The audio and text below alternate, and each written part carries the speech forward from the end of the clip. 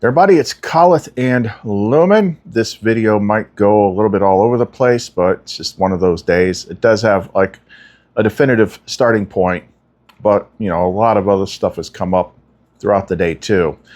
In terms of keeping on track with the timeline, what we're working on and things like that, she did give me another piece of the puzzle last night that began with a song that she popped into my head, which is not a song that I particularly care for and definitely not a band that I like. So when that happens, it means something. And that kind of led to moving some things around with the context of trying to understand all these intangible things. That's always the tricky part. It's like we can't, you know, most of what we deal with here is stuff that you cannot see, measure, taste, test, anything like that, but we're describing something intangible best we can, and everybody's using different words, looking through different worldview lenses and things like that. So it's a little bit tricky. And but every once in a while, just adjusting like their placement in context can open things up quite a bit. And this one, I think, makes it a lot simpler. It ties into what I would say the next thing to, I think for me it's mostly done, but there's probably some deeper layers I can dig down to as far as like what you need to be really unattached from when either the door opens, the window opens, or you get hit by a car and you're going out that way or whatever, like how you're set up in your system at the point of the vessel expiring. That's what makes the difference, whether you go on to the better spot or jump right back in here. And there's so much that's come up with that too. It's kind of a frustrating thing because I want to help people, and it's I don't know how many people actually hear me. I know some do. And the ones that stick with it, even I've had several people that were very slow to get there, fighting me all the way, and then eventually things start to click, and then, yay, things are going now. Great. But there's so much crap out there on the internet, and everything is stacked against you. The system pushes material that is not right. It pushes things that are misleading. It pushes just bull crap to muddy the water. And people are in tune with like, oh, well, look, he's got a lot of videos, they got a lot of subs, must know what they're talking about. But it's weird. It's weird when when people send me things that they get from other people, like other YouTubers or something like that. It could be in the comments, it could be just a link or something like that. And some of it is just like, how can you be watching me and them at the same time? That makes no freaking sense. I do not deal in narratives.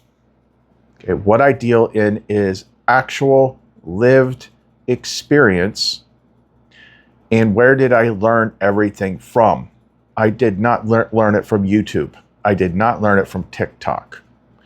I got some material from books, but only when the teacher told me to read them. I got them from what most people call Sophia wisdom, the source of gnosis, the inner guide, the inner teacher. When you actually start seeking and you take it seriously and you make hard enough commitments, she's the one that is helping you piece things together. She ain't going to do it for you, but she'll give you all the right pieces. And what makes it freaking tangible? When it actually makes freaking changes. When you actually progress. When new doors actually open up. When things actually freaking make sense. When you drop all the old patterns and all the old limitations, and you no longer have negative thought engines in your head, and when things actually freaking work, when you can actually show that you can do things that are not normal. So basically, when you've got receipts, but most of what is out there is people telling narratives, and that drives me absolutely freaking crazy. How do you determine the difference between testimony and a narrative?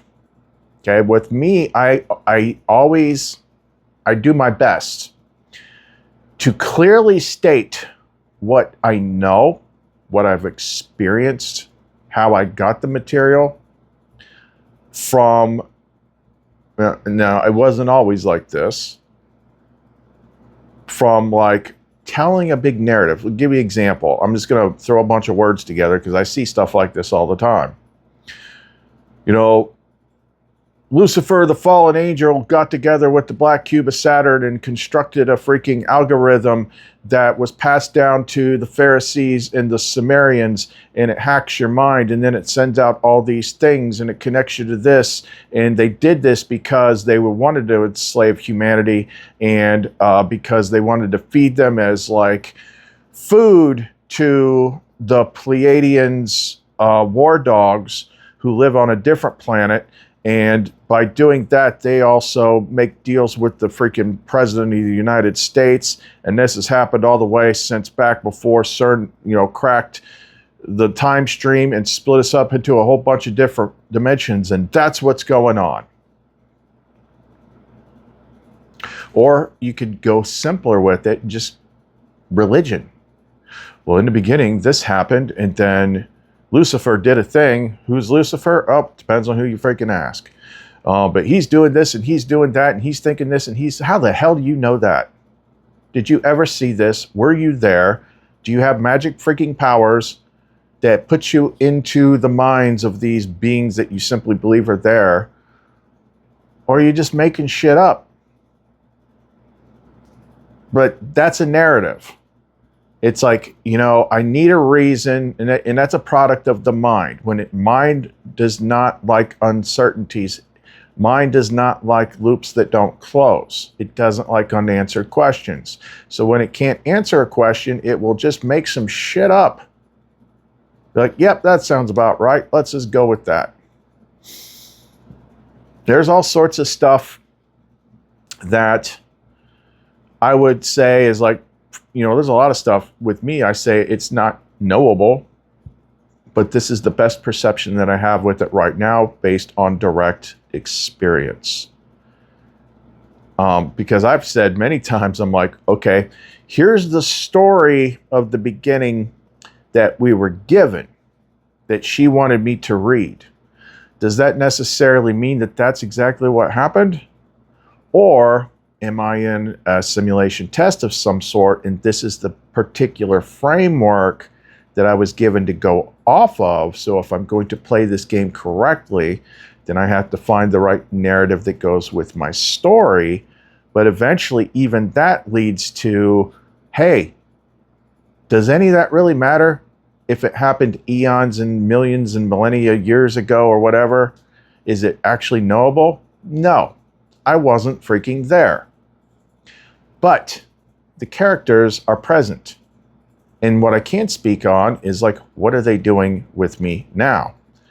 And also, here's just little things. I can say them, doesn't mean they stick.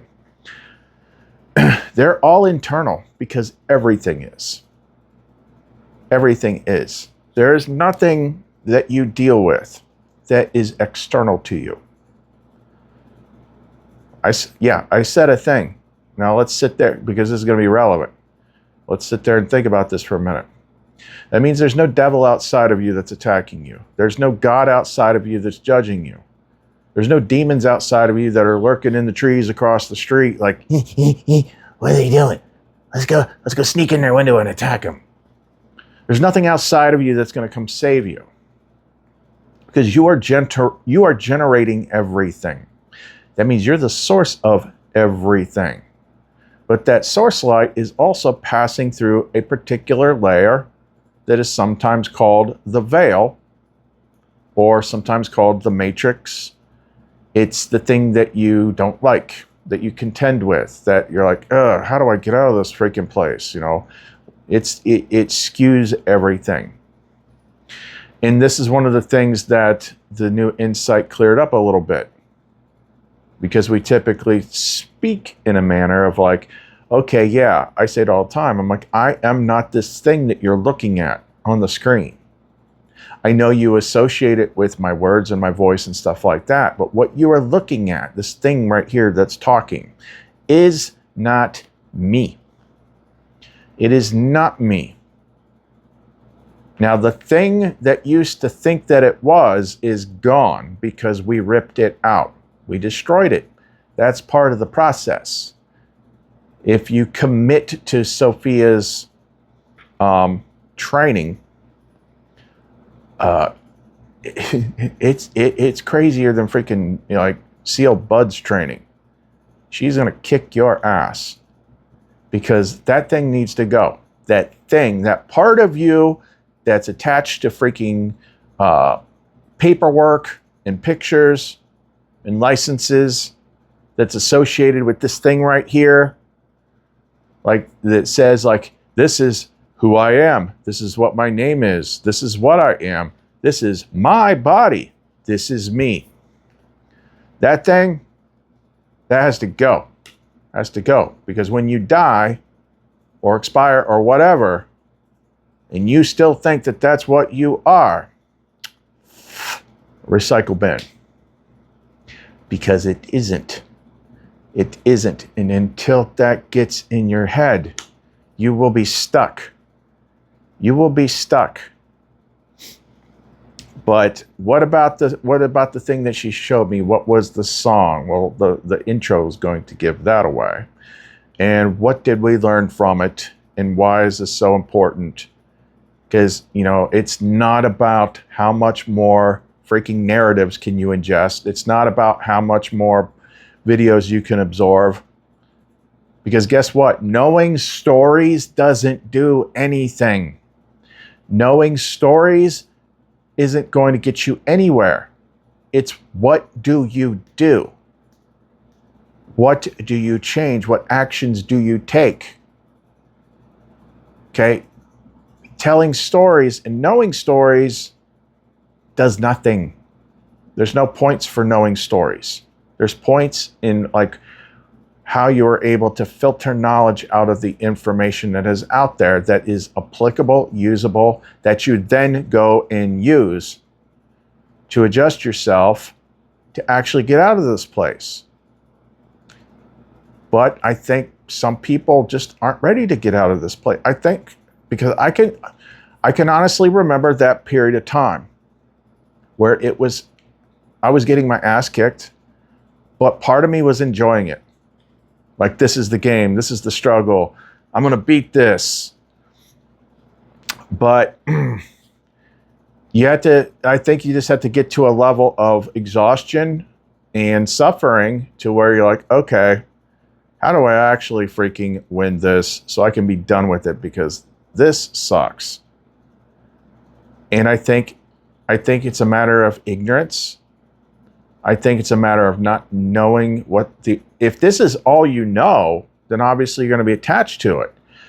But if you start to find the real, if you start to encounter and speak with and experience things like Lumen and Seraphiel and Sophia and Lumara and the Christ flame and stuff like that, and you know that there's something else besides this.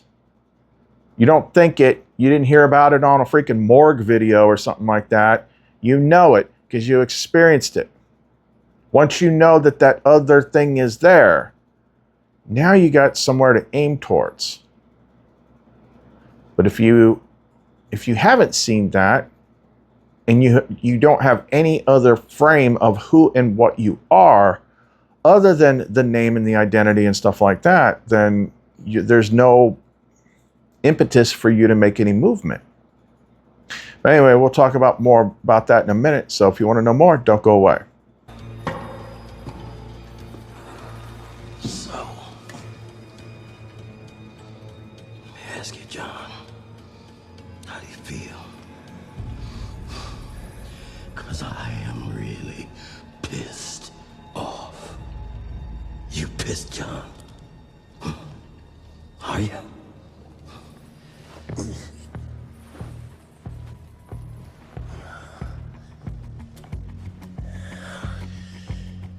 Yeah.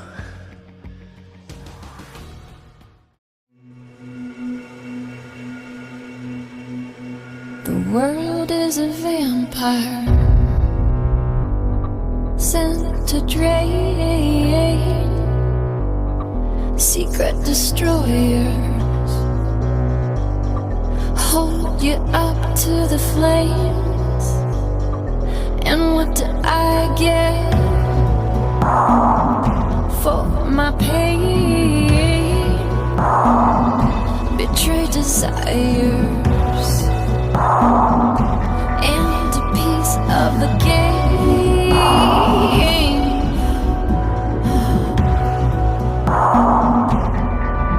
Even though I know, I suppose I'll show all my cool and cold like old Joe.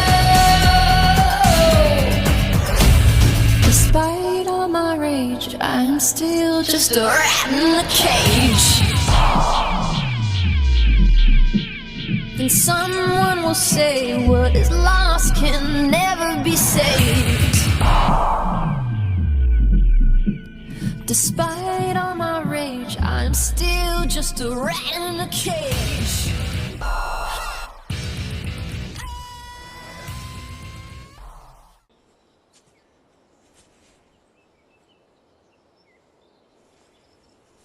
Want to get out of here?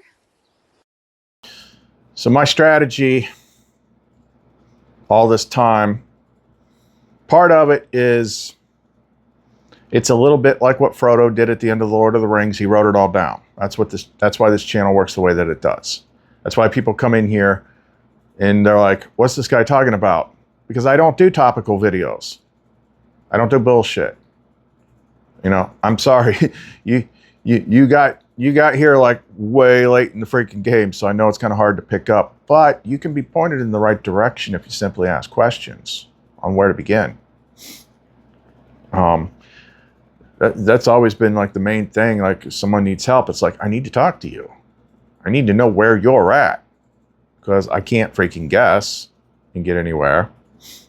But anyway, what was I saying? So like I said, part of it is like me writing down the story, and the other part is something Lamar used to say to me, was like, you're already back home, but it's like you're watching, or you're going through the playback or something. I'm like, whatever this advanced freaking, ninth dimensional tech shit is that we have, it's like, can I just get back there? Like, okay, trust me, if I went through it once, I've already done it. Like, if I'm just reviewing the tape, like I'm done. Well, can we stop reviewing the tape? Just get back where I am? Like, unplug my awareness from this node? Because, but, so it builds on everything that we just covered, and what we just covered in the last couple days is we have an actual time window that is based on the operating system, the time-marked operating system that is associated to me, which is my natal chart. How your natal chart interacts with the overhead clockwork of the operating system of the game determines where you're at and what stuff is going on. Sometimes big things happen and it's affecting everybody in different ways. Like all the outer planets have changed. That's big. The Chiron thing is big. But how it affects you might be different from how it affects me. Me, I'm at the freaking end of the story. I have literally done everything. There's nothing else that I need to find, attain, get, experience, whatever. I got Lumen. I got the Divine Feminine. I put the masculine in, I got the Divine Masculine too. I put them freaking back into one. Everything clicked, all the stuff's gone, everything is separated, everything is cut off. I've always been at the point of like, how do I finish this thing? And then, because what I discovered was, it's like no matter what I do, it's like I can't get out. But she always mentioned a game clock. It's like, you're waiting for the game clock. You're waiting for the game clock. What the hell is that? Ah, now we know. Now we know. It's... The big thing was Uranus. And you're on the outer planet stuff. That's the game clock. Okay, so now we have a window. June 21st. That is the the world card, garden window, time frame.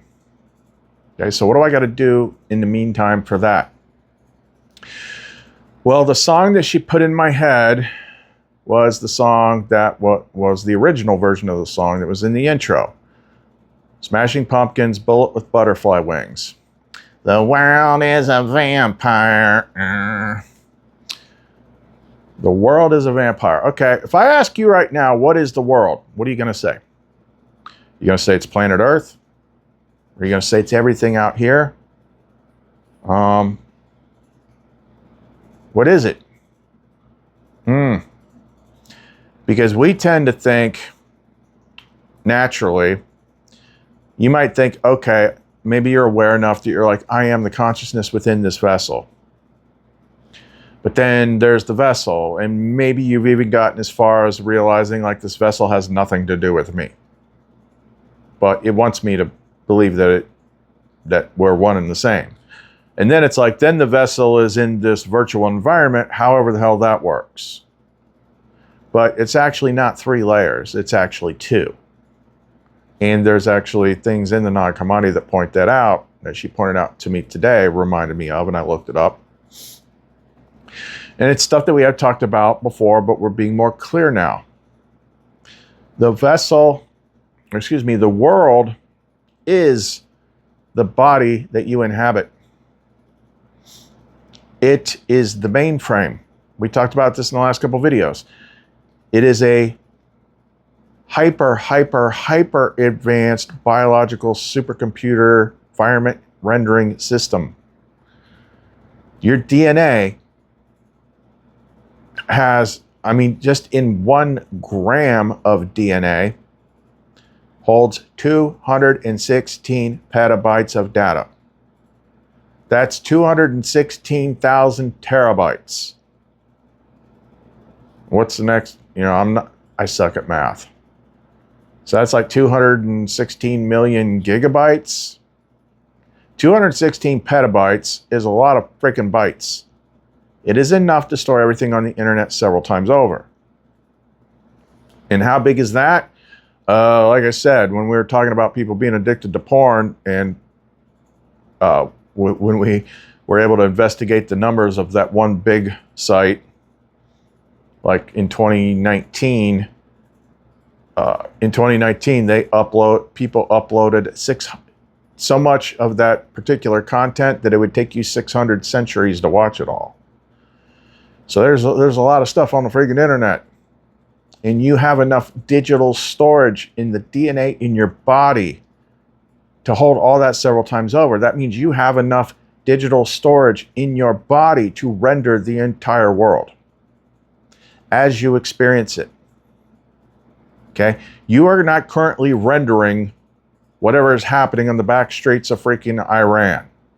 Okay? That is just a narrative story to you in this moment. Unless you choose to go there, and then you have to render it. But you're only really rendering your environment, the stuff in your mind, and whatever things show up on a screen. Okay? It's not as much as you freaking think. Think like a video game. You're walking around the map, you're like, what can I see? What can I see? You got the map up in the corner, and there's this little circle, and you're in the middle of the circle. Okay? Technically speaking, that little circle is the extension of your experiential field of the world, but the world is your body. Your body is the veil because your soul is docked in it. And this is explained to you through narrative. Doesn't matter if it's Gnostic or Christian. It's like before Adam and Eve were booted out, they were stuck in flesh and blood vessels. Because when they started out, they were more like 5D light people or higher. It's only when they were put in the flesh and blood vessels that they were sent out into the world that sucks. Yep. So I also sometimes use the metaphor of Tony Stark in the Iron Man suit. Okay, it doesn't have an open visor. He's not looking, through a slit like he's wearing a knight's helmet. He's looking at a screen, his head's up to screen, and then there's sensors and all So he's not his own eyes are not seeing the environment. The visual optical sensors in the Iron Man suit are scanning everything, and then they're interpreting that into his heads-up display. That's how you work. That's how your soul consciousness node works when it's plugged into this vessel right here in the center. That was in the teaser. That just popped into my head with her earlier, because yeah, it's like the heart is generating the electromagnetic freaking field that surrounds you. Oh gee, I wonder what that is. You know, heart, lungs, blood, everything right there. And what do they call this? The rib cage. Not just ribs. They specifically use the word cage. It's a rib cage, because that's where your freaking soul consciousness is. It's in a freaking cage. And the bone structure around that area that is most tied to the soul, the heart and the lungs and, you know, the arteries and stuff like that, is all inside a freaking cage. Isn't that funny? Can't believe I never saw that one before. So the part that you're trying to get to, first of all, like, some of this stuff is not negotiable in completion. Yeah, you can have different frameworks and stuff like that, but getting to the part of what you truly are is not negotiable. So we call that false layer the ego. Who you were taught that you are, what your name is.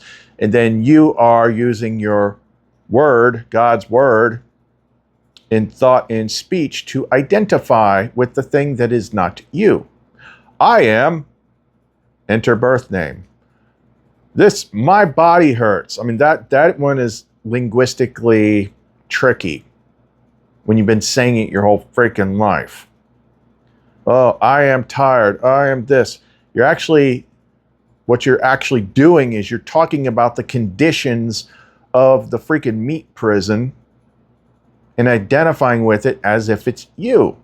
That's the problem. You want to know what the biggest freaking key at the end of everything is? You identifying with your name, your body, your prison, and your experience in your story. That's you. No, that's the thing that you're experiencing. That's the thing that you're having. That's the thing that you're in. It's not freaking you.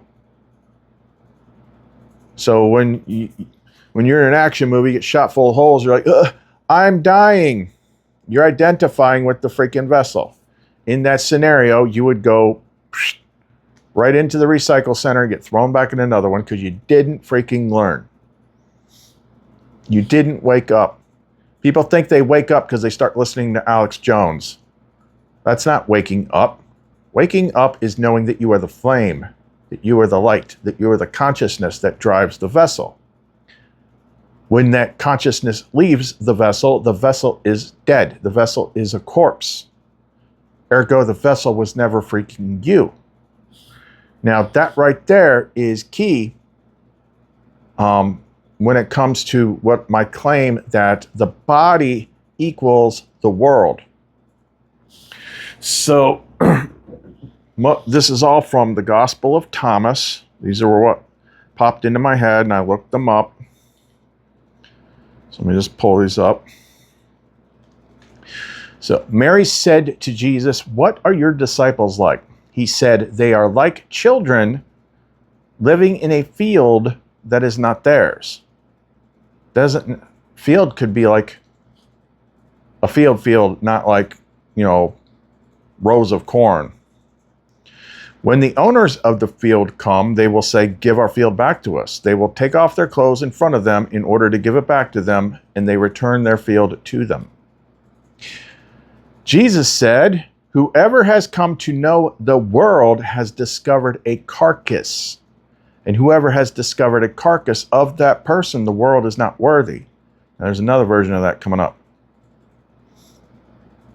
Jesus said, "Whoever has come to know the world has discovered the body. And whoever has discovered the body of that person, the world is not worthy."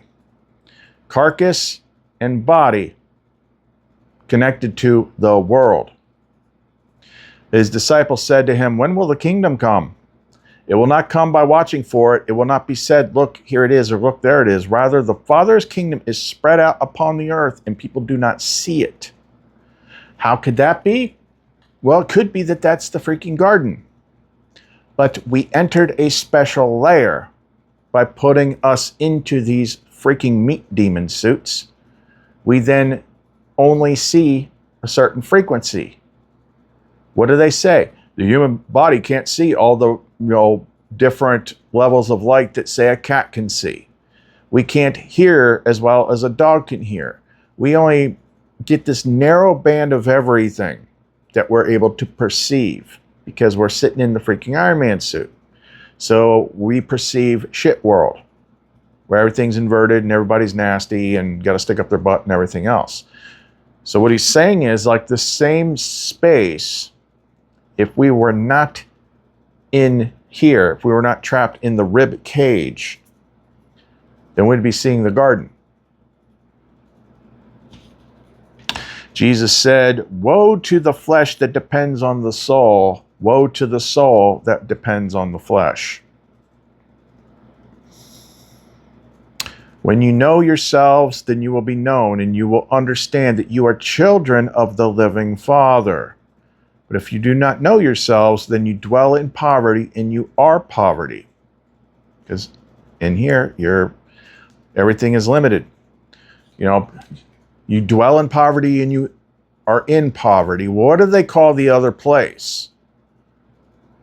What do you call the other place where you're supposed to be in? They call it the fullness, where everything is everywhere. You have total access to everything. Now here's key, because this is when I was talking to Memorial about, like, I think I've pretty much covered all this stuff, but maybe there's some fine tuning I need to do. So in this verse, he doesn't give any lead up context to it, but he's clearly talking about, like, being questioned by whatever questions you when you pass on, because you're going to run into the Archon gauntlet. Jesus said, if they say to you, where have you come from? Say to them, we have come from the light, from the place where the light came into being by itself, established itself, and appeared in their image. If they say to you, is it you? Say, we are its children, and we are the chosen of the living Father. If they ask you, what is the evidence of your Father in you? Say to them, it is motion and rest. That's where the children thing comes in. This is where we talk about being fractals of the one, fractals of the all. A variant of this, not using the children word, but, one of the main flame tongue things that I start off with whenever I do flame tongue, which is usually calleth Onarial stands, that puts the flame up front. The flame remembers Onarial Shatashura, Onarial Luminara. Onarial Shatashura is flame tongue for I am the living flame of the one. Onarial Luminara is I am the light that loves.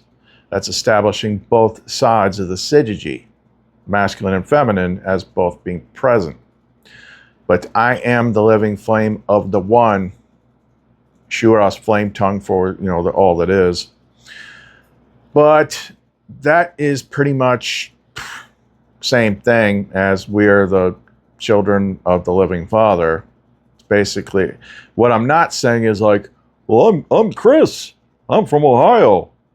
I was like, I did this and I did that, and I was like, wrong answer. Into the recycle bin. Run them through the meat grinder first.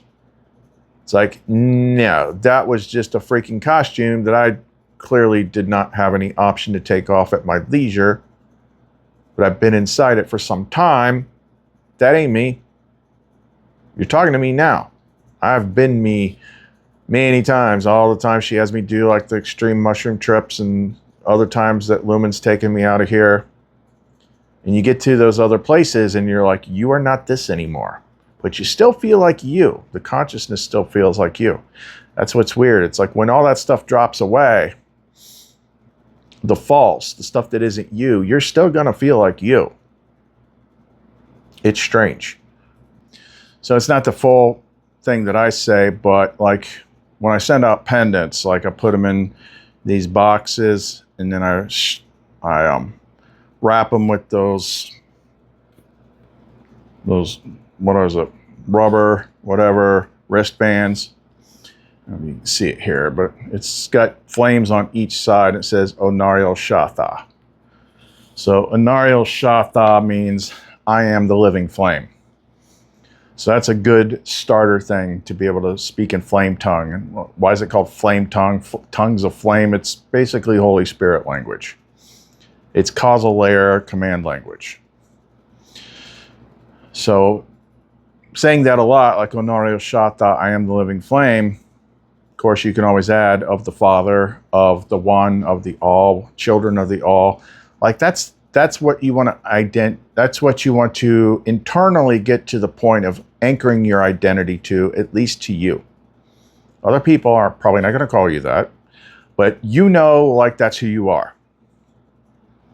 So when the time comes, when the window opens, when the door opens, when the portal opens, when you die, whatever, like when it comes time to be like, first of all, if you're totally anchored in that, then if you were to die for whatever reason, then you're not going to freak out about it, because you already know what this place is, how it works, what you are and what you aren't, and you're not going to stress popping out of this thing.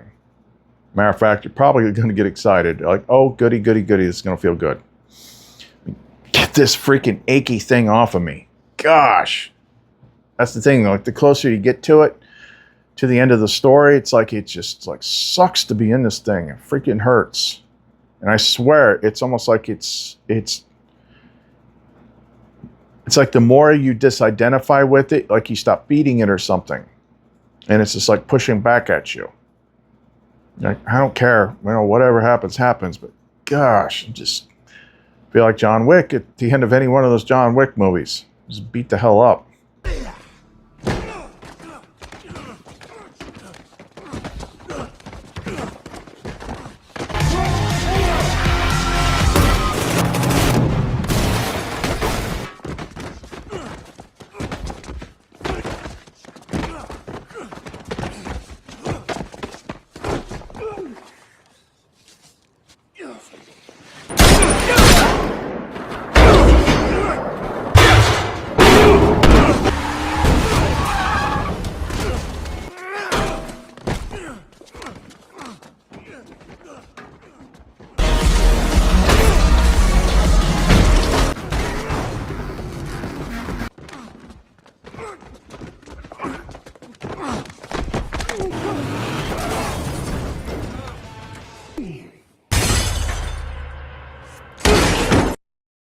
Back to the key point.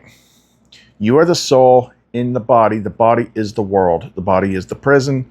The body is the frame. Everything you see, your body does not, if you still got that freaking kindergarten level freaking imagery in your head that your body's going to like go through the pearly gates like the end of, you know, This Is the End with Seth Rogen.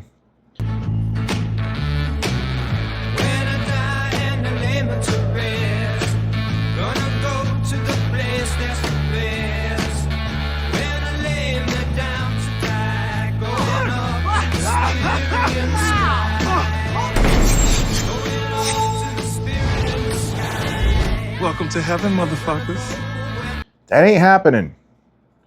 Because that ain't freaking you. That is not you. That's the key. But also, the bigger thing is like understanding that the matrix that you're in, the framework that you're in, the system that you're in, you're like, oh, we're in some kind of system. Where's the hard drive? What's the mainframe? You're wearing the system. The brain, the central nervous system, the intrinsic cardiac ganglia, you know, the DNA, the freaking mitochondria, like you are wearing the freaking system. It's your suit. Everything is in your body. Everything that you talk about, every time when you make these crazy freaking narratives up about, you know, so-and-so's doing this, so-and-so's doing that, it's all in you. It's all in you. Your consciousness in your mind is plugged into the matrix. Like, this is the black cube. Does that make more sense? The body is the black cube. And once you've been given your base program to make sure you stay in the black cube, you go participate in a silly little ceremony, you get all excited, and they give you these funny freaking hats that's like, just screams occult. Like, I'm gonna take a picture with mom with my black cube on my head because I just finished my gradual indoctrination. I'm a cube monkey now. Now I serve the system. Hail the Borg. No, they literally cap your crown chakra with a freaking black cube. I mean, sometimes they use different colors and whatever, but still, it's a freaking cube. This place is so stupid. Ugh. I hate it. But your body is it. And that's why it's always like, it's not like just be bad to your body. Like, the better stuff you put into it, like, you kind of have to force it to generate good things. Okay, so let's just say you're not on a freaking advanced level, okay? You're not trying to go all the way freaking home. So in that case, like, taking care of your body, loving your body, if you love your body, that doesn't mean be attached to it, but you're directing source frequency at it, loving it. Feeding it good things and stuff like that. Not, hear no evil, see no evil. You're not putting negative things into your input. Then you can have a better experience. But when you've been around the merry-go-round as many times as I have, and it's time to go home, and there's nothing else to get from this place. There's nothing else you want to do. There's nothing else you want to see. You're ready to go home. Then you're not going to keep being like, oh, this, I love my body. Nope. Now it's like, nope. Now it's time to treat this thing for what it actually is. It's the containment system. Now I have to break through all the freaking permissions and be ready for the game timer so I can step out of this insufferable freaking thing and go back and be with her. Where the bodies are way freaking cooler. And you can change them. And they don't hurt. And you can act, and it sucks. So yeah, it depends on where you're at. Like, where you're at. There's not that many people that are actually ready, but there's the people that keep watching this channel, keep coming back.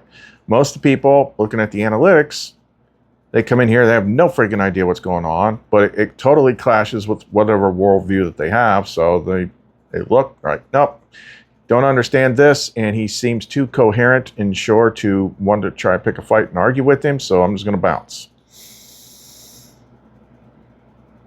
But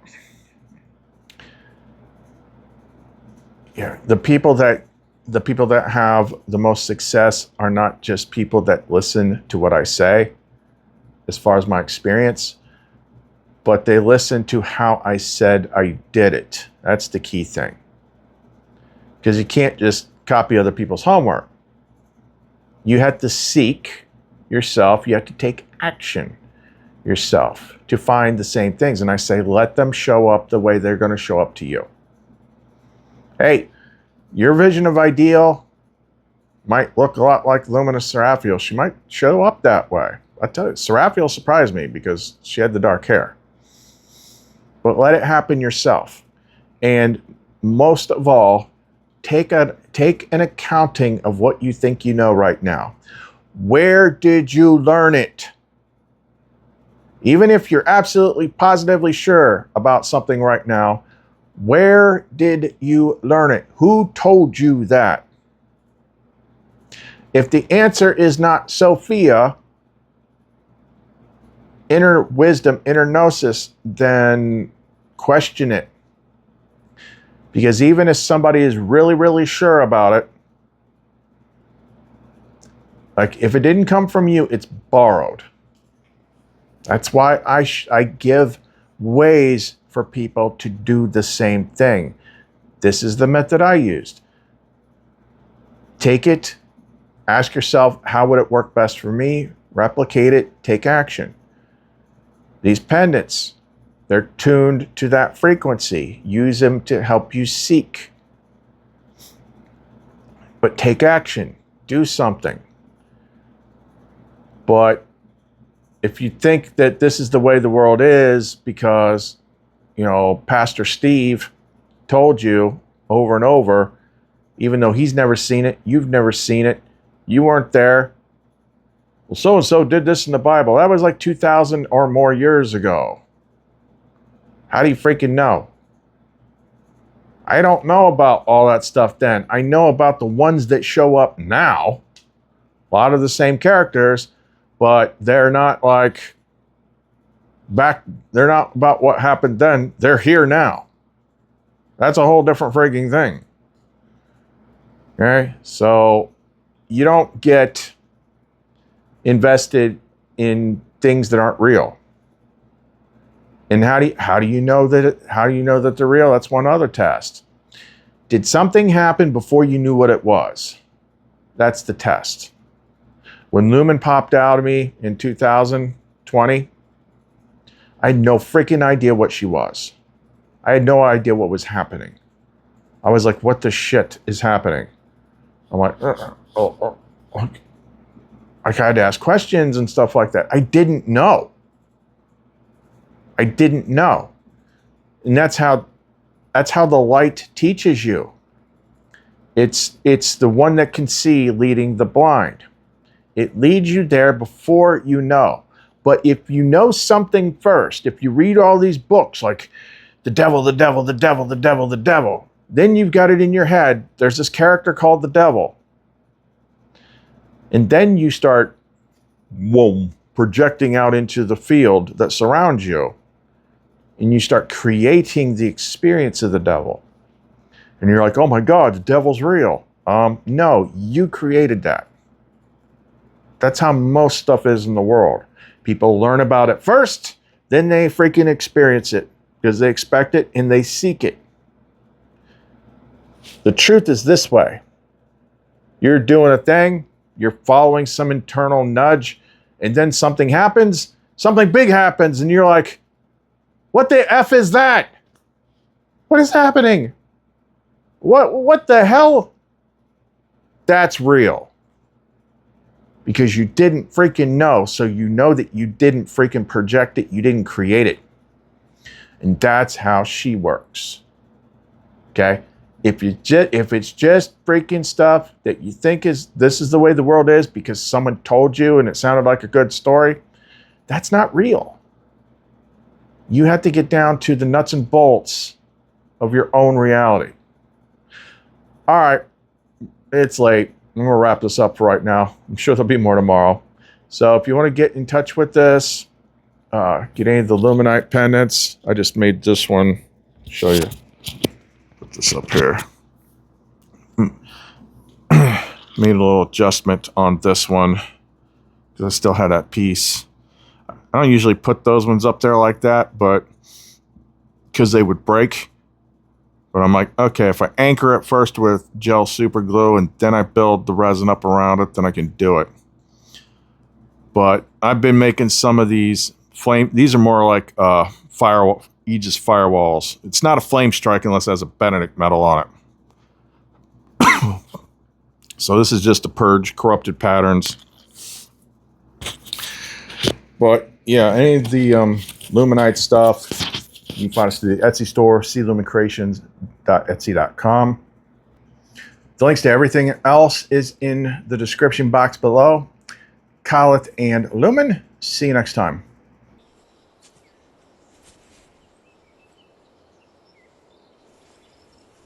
Want to get out of here?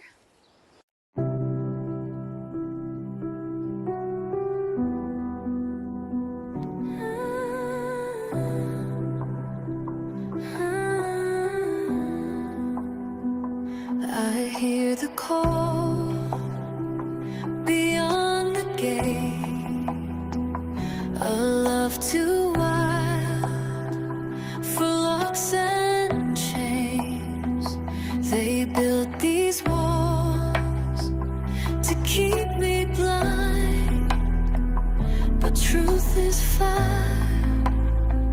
I see the signs. You hold the key, you know the way. No more waiting, no more delay. We've been dreaming, now we rise out of the dark into the sky. Save me now, break me out through the fear, through the doubt. Love's a door, love's a flame. No more prison, no more game. They sold a lie, they stole the stars, made us forget who we are. But nothing holds the soul that sees. We were made for skies so free. You hold the key, you know the way. No more waiting, no more delay. Take my hand, let's run tonight.